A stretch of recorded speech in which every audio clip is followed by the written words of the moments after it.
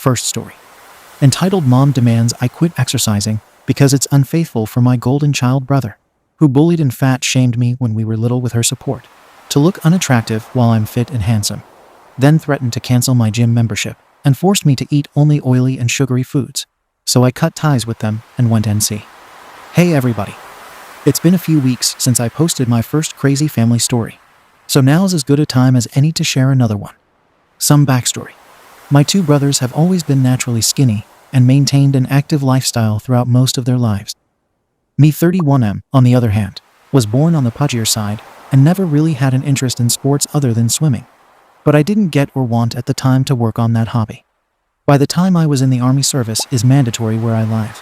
I was quite heavy at 246 pounds.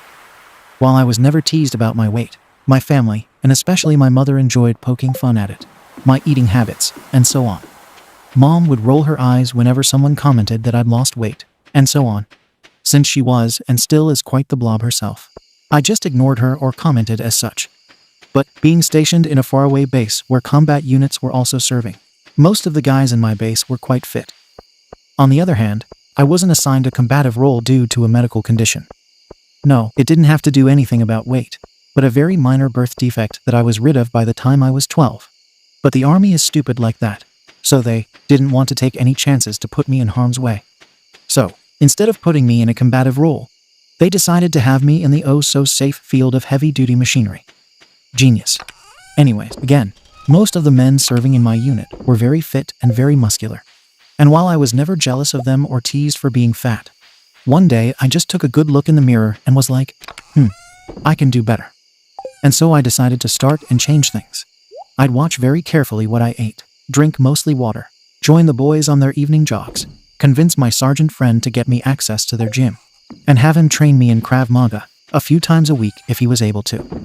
I kept on to what I was doing, and was very strict at keeping at it until I'd reached my target weight, and soon enough I had to pay a visit to the quartermasters and get a smaller-sized uniform. After a year and a half of regular exercise, weightlifting, and a healthy diet, I lost a lot of weight, a few pounds shy of the target, and built quite a lot of muscle mass. In all honesty, it was my sergeant friend who convinced me to visit officially. It was exclusive to the combat unit. But in reality, it was available for everyone on base, their gym, and encouraged me to lose weight. Man, am I glad I listened? While I was very proud of the progress I've made, my family, who have teased me about my big, fat arse for most of my life, weren't as happy as I was but said nothing. The teasing has stopped, but there wasn't much beyond that. Other than a semi-compliment like, "Did you take this shirt from one of your brothers?" Whenever I wore something that actually fit me, or, "Why are you still wearing this huge thing?" If I kept clothing from the time I was bigger. I still got comments during meals if I took an extra scoop. But whatever, I didn't care. I didn't lose weight to get compliments. Maybe I did, but just a little bit. Moving on, by the time I turned 22, I was back into civilian life as well as working myself through university and also having a part-time job. Also, during that time, I saved enough to afford a membership at a gym close to campus. They were on the pricey side, but that's due to the location being more high-end. While I was being the healthiest and most physically fit I've ever been my entire life, my older brother wasn't faring as well. He had stopped jogging, his smoking got worse, and he was getting chubbier every day. He's still not obese by any chance, but he's not nearly as fit as he used to be, and he's only in his late 30s. It only got worse at family gatherings, especially weddings, where a lot of distant relatives, and those we don't meet often, would also be present. Also, I'm a massive introvert, so fully packed events are not my thing, so I'd often avoid those and barely even meet with my extended family during my service. So you can imagine some of my relatives being shocked to see me over 100 pounds lighter. Some didn't even recognize me. I guess my brother got some comments from people because he'd no longer look smug whenever he looked at me. About 8 months into my membership there, my mom sat me down. I was still living at home, and the coverage went as follows. Me is me. BM is the womb I came out of. Ob, older bullocks. Me, what's up? Is everything okay? BM, everything is fine, honey. But I just wanted to talk to you about something. Me, okay. I already had a bad feeling. These conversations always seem to be about me doing something wrong. BM, well, you know your father, and I am very proud of how far you've come. You're looking very handsome. Me, thanks. Mom, a very rare compliment. BM, but me and Dad are a little worried. With all the expenses we have, along with your tuition and not your gym membership, we're getting a little tight. Can you cancel your membership, please? We can no longer afford it. Me. Thinking, okay, here we go. Mom, you guys don't pay for my gym membership. I do. BM. And who gave you that money? Me. It's money I've saved from birthdays, allowances from way back when, and work. Also, I'm on a scholarship, so you do know you guys aren't paying for school either, right? BM. Getting furrowed well. You can't go to your gym anymore. Me. And why is that? BM. Because she and Dad think your Ob should use it instead. He really wants to go to that gym, but he can't afford it. It really depresses him. Don't you think it's mean of you to keep going there while he cannot? Me, Mom, be real. Ob makes twice the money I make, so he can afford a gym membership on his own. That said, the gym isn't located anywhere near his apartment. BM. That doesn't matter. We decided that you can't go anymore. It's not fair towards Ob. You're going to cancel your membership, and that's final. Me, no. BM. Well, I will be giving them a call and canceling it for you impossible, unless she can imitate my voice and have my credit card. Stop being selfish and be more fair towards your brother. Me, right? BM. Why can't you just do this one thing for your brother? It's bad enough he stopped jogging. Now he's smoking, and you're not helping with what you're doing. Come on, my name. Be more considerate. Also, think about your father. Me. Dad has a problem with me working out too. BM. You know how he can barely move with his bad back. Mom and Dad can move just fine. Just yesterday, I helped him clear out the garage. He had his own gym membership, which he had to quit only recently due to COVID. BM. You're not being fair, my name. Me. Holding on to my last nerve, Mom. I'm not going to stop working out because some 30-plus man baby hates seeing me getting healthier while he tries tucking in his beer gut. If my looser genes affect Ob so much, he can get up and do something about it. Funny how you've never said anything to either of my brothers to tone it down while I was fat. BM. How dare you say that about your brother? At that point, I just got up and went on with my business while she sulked and gave me the cold shoulder for the rest of the day. However, during meal times, she tried to get me to eat a lot more or cook very fatty things, buy only sugar-packed drinks, bring up fast food places whenever we went eating out, and then get mad at me whenever I said that McDonald's is not a restaurant. Whatever she tried to do didn't work, and I soon began buying my own type of soft drink, or just drinking more water, if I drank anything that wasn't either sugar-free or on a diet. Now, even though my dad supported Ob, he didn't say much, and I have no idea why she even brought him up. Anyway, that's my tale. I've lived with them for 4 more years, until I've saved enough to move out in 2015. After that, some things happened that led me to cut all contact with the 3 of them. Stay safe out there. OP made a post on his family. The older brother said he needed rent money, but just wanted to pay for his vacation. First, I'm 31M, the middle child of 3. I have 2 brothers, one younger 25 years old and one older 38 years old. My brothers and I have never been close, and I was often overlooked by my parents and most relatives compared to them. Not really relevant to the story, but just to draw a picture. About 3 years ago, I was approached by my parents and older brother for a loan to help him pay rent. Me and my sibling have never been close, and after moving out around late 2015, I was already pretty distant with them by that point due to many years of bullshit. But that's an entire series of stories. However, I was led to believe that my brother was in a really bad financial situation, and that he wasn't able to afford his rent. Back then, I knew he had recently gotten back to pursuing an academic degree while still working at SHTTY job, so it made sense. I agreed to give them the money, but I made it clear it was a loan and I would need that money back. All 3 agreed, and my parents even said that they would pay me back in a few weeks. They both had high-paying jobs, so I didn't have any reason to be suspicious. So I wrote my brother a check, stating that the very specific amount of money was to help pay for 3 months of rent. About $2,500. A few weeks went by, and I decided to just be patient and considerate toward my brother, knowing his financial situation wasn't the best. However, a few weeks became a month, and then 2. Yet there's been no word from my brother or my parents. I reached out but was told to be patient, and my mom even had the audacity to call me a psycho. It's a common thing she did whenever she was being confronted by people. Being relatively clueless about legal stuff back then, I gave up and decided to move on. However, a couple of weeks later, I get contacted by one of my cousins. who tells me how amazing I am for paying for my brother's vacation with my cousin's sister. She told me they'd been planning on going for months, and he was the only one who had trouble affording a ticket.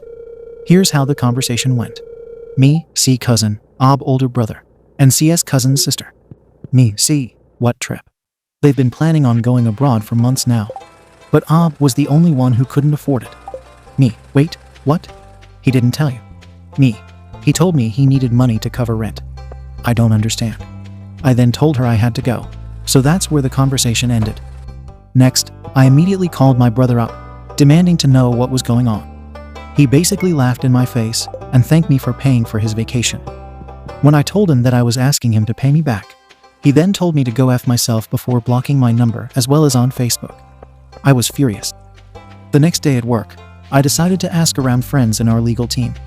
They referred me to a really good lawyer who even agreed to represent me for a lower price than what he usually charges.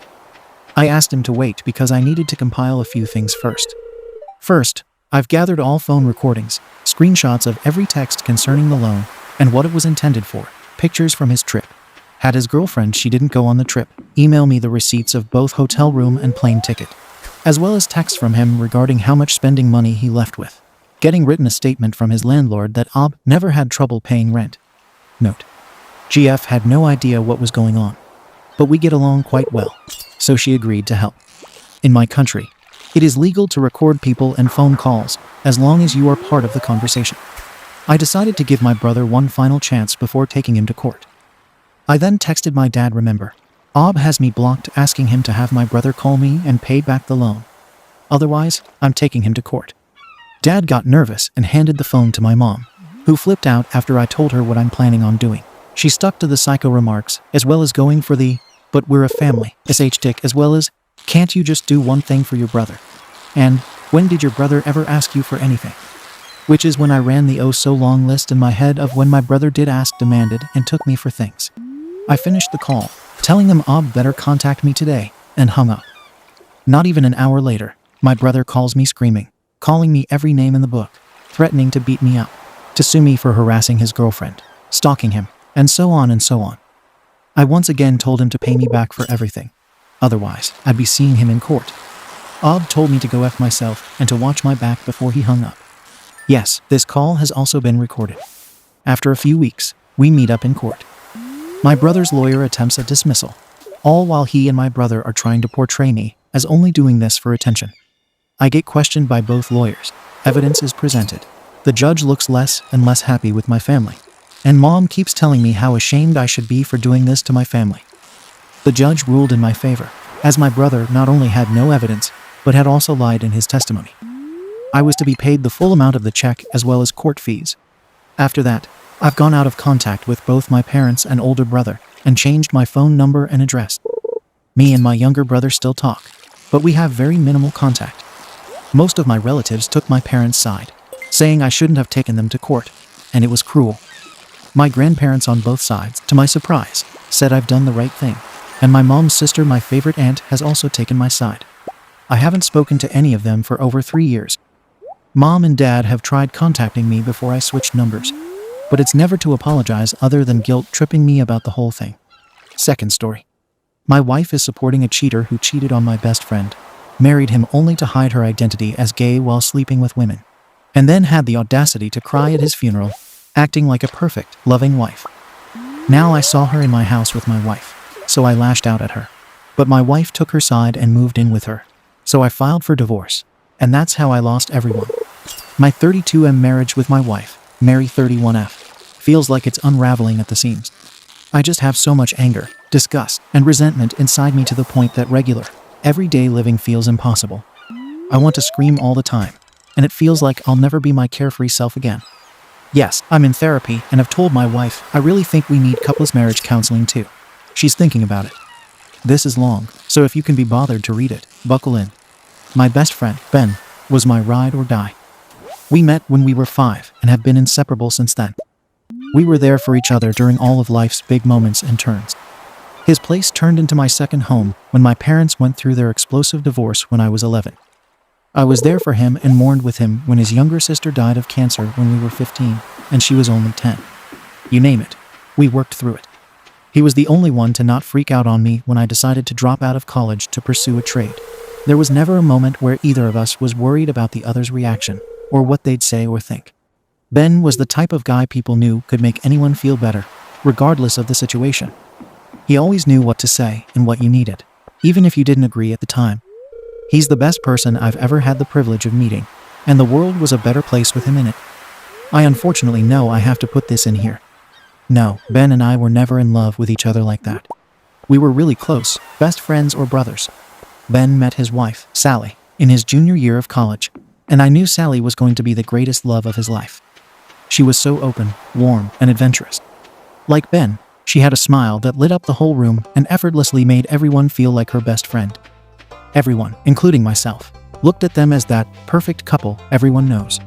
They got married 2 years into dating. Ben always told me how excited he was to love, hold, and protect her forever. All the ways he wanted to make her happy.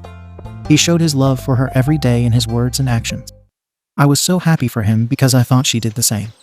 I helped her plan his surprise 30th birthday party, where he was reduced to tears upon seeing. She spent hours making him a Mario Kart Rainbow Road-themed cake. They talked about children, holidays, rescuing animals, and growing their own fruits and vegetables. Sally quickly became a sister to me, and became very close friends with Mary. The four of us went on countless holidays, helped each other through life's challenges, went on at least one double date a fortnight, etc. About 5 months ago, I woke up to 5 missed calls from Ben between the hours of 11 p.m. and 2 a.m. the night before, and I just had a feeling something really bad had happened. I called out of work and drove straight to his place. Sally had been cheating on Ben for pretty much their entire relationship.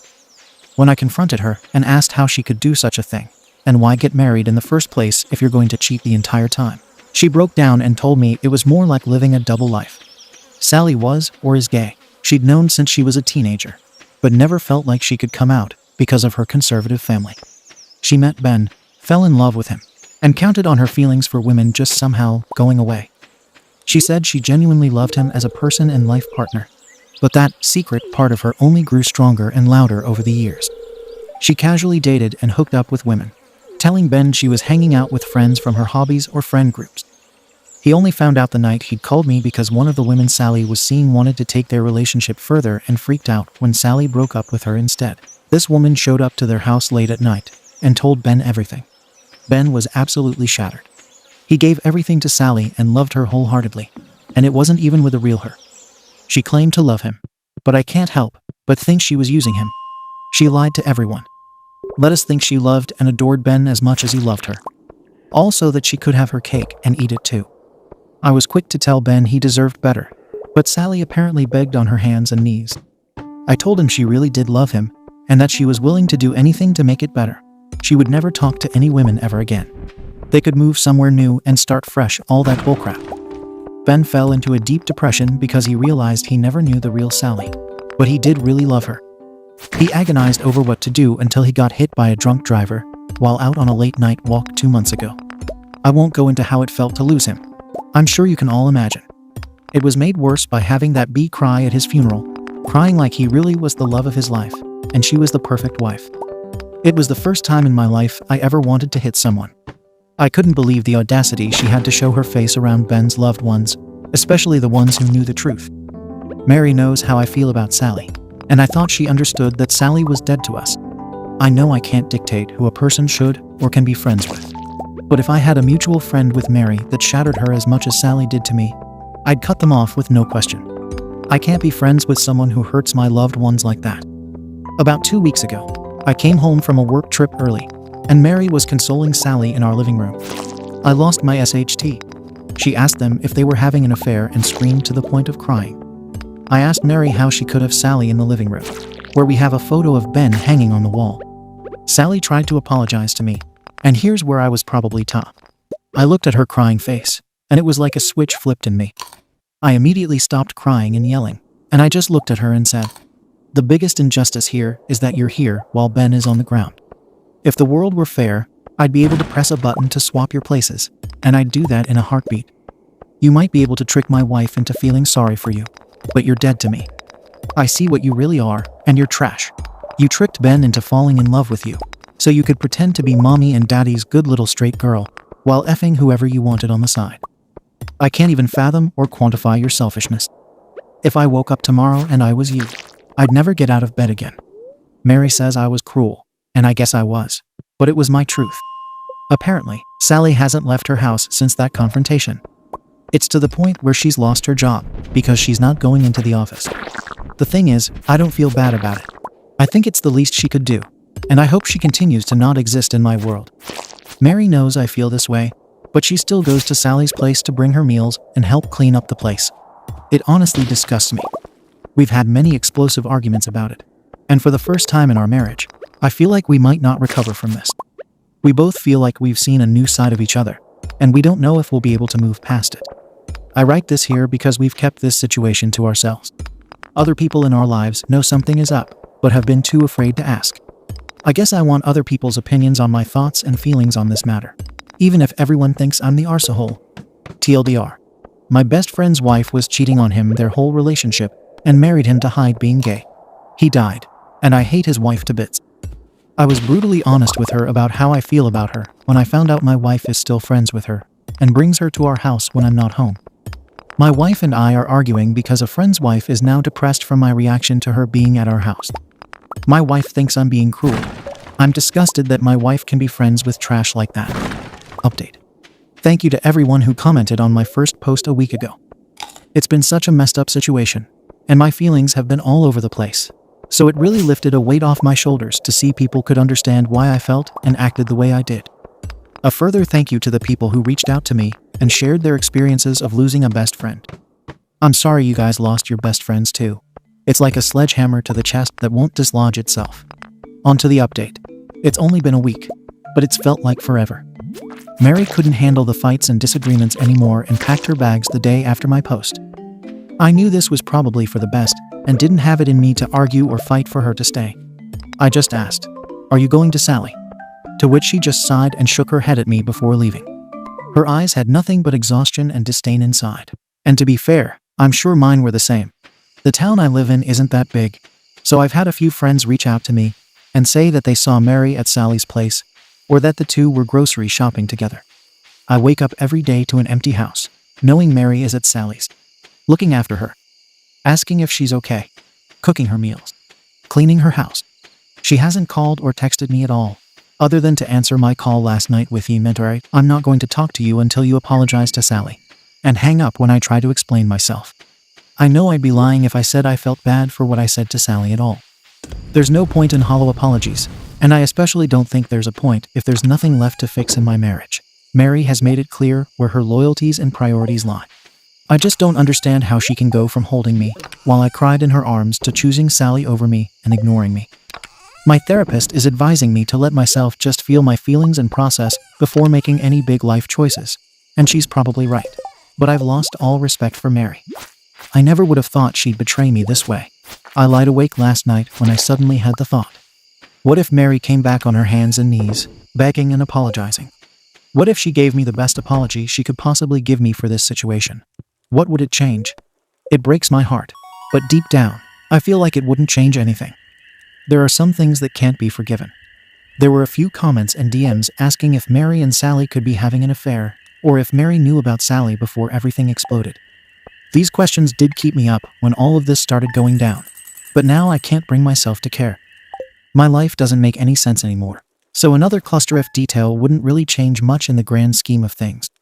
I've drafted a text that could be the last text I send to Mary, and it goes as follows.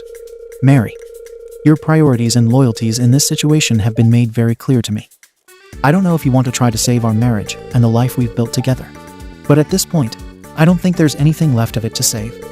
You abandoned me during what I can only hope is the worst time of my life. You've invalidated my grief and anger for what?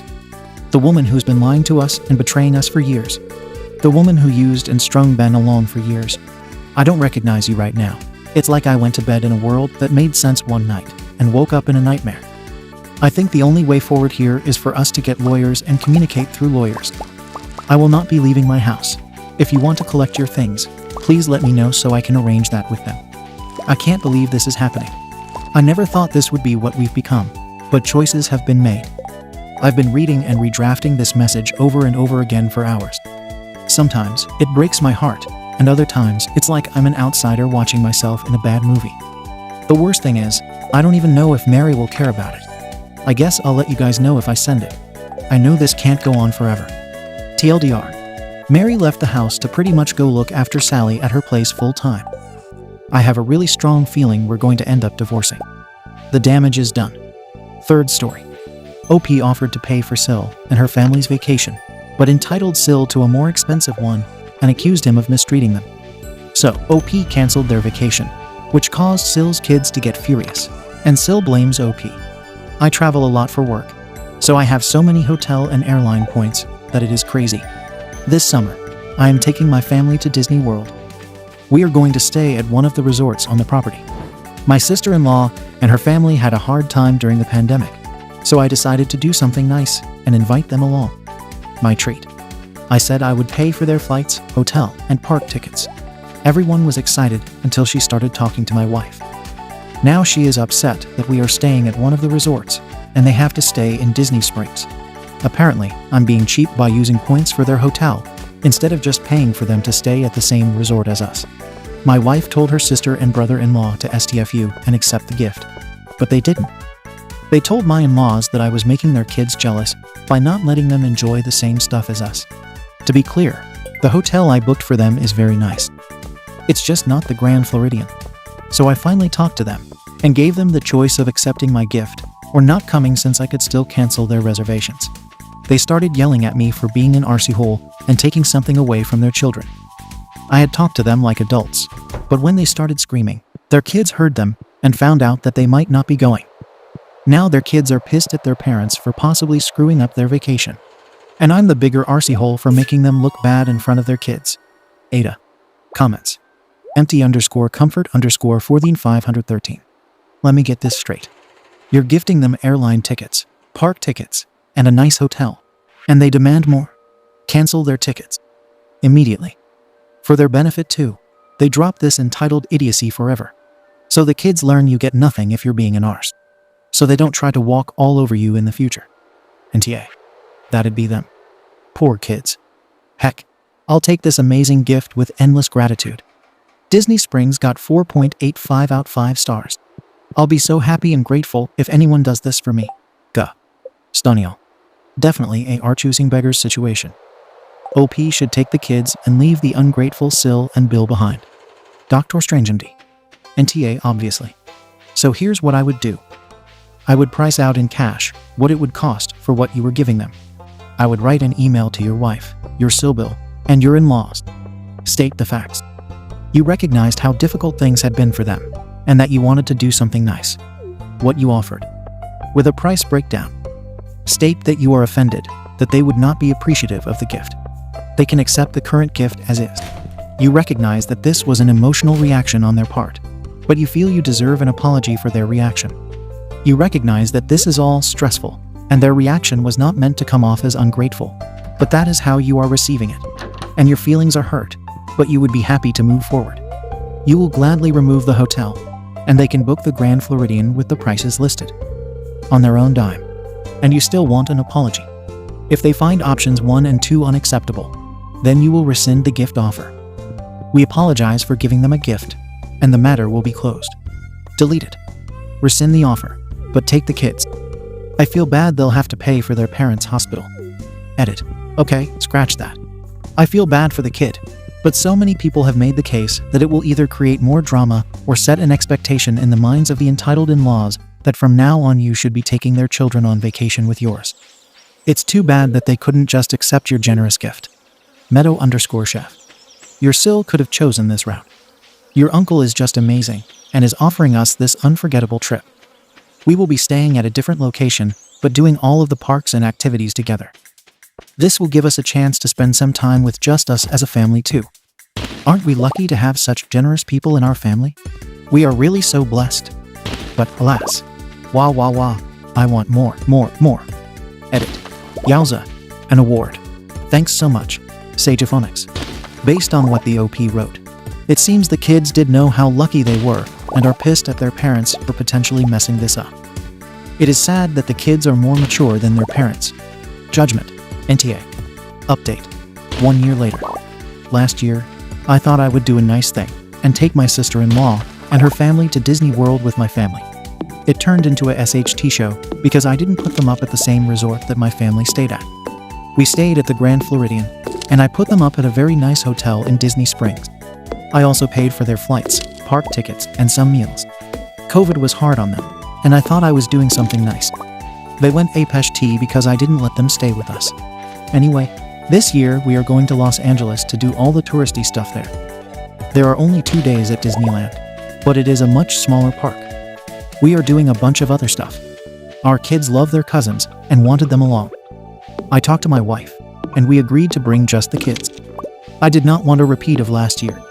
We talked to her sister and her husband, and we asked if we could bring the kids with us. And it was a SHT show. They wanted to know why they weren't invited. So I said that they were of course welcome to join us, but that I would not be paying for anything for them. They had to pay for their own flights, their own hotel, their own food, and their own everything. That wasn't acceptable to them. They wanted to go on vacation together as a family. I asked them what they had planned for their vacation this summer. They had no plans to go anywhere. They only want a family vacation if my wife and I pay. We were smart enough not to talk to them in front of their kids. And our kids were told explicitly not to tell their cousins they might get to come with us. So we withdrew the offer and told our kids that their cousins would not be joining us. They were disappointed, but they understood. My in-laws are pissed that we tried to give their kids a cool experience without them. I thought that we were just doing something nice and avoiding the issue of having the kids at different hotels. I am very sure that I'm not wrong. But a few people said I was an arsehole last time I asked. So I thought I would check to see if I'm missing something. Comments. Apprehensive_Pi40940. NTA. Your in-laws are choosing beggars. It's a nice gesture to want to take their kids. But what nonsense is it that they want to also go without paying their way? They are ruining things for their own kids. Whichever flying monkeys are calling you in awe are the same people who would never offer the same.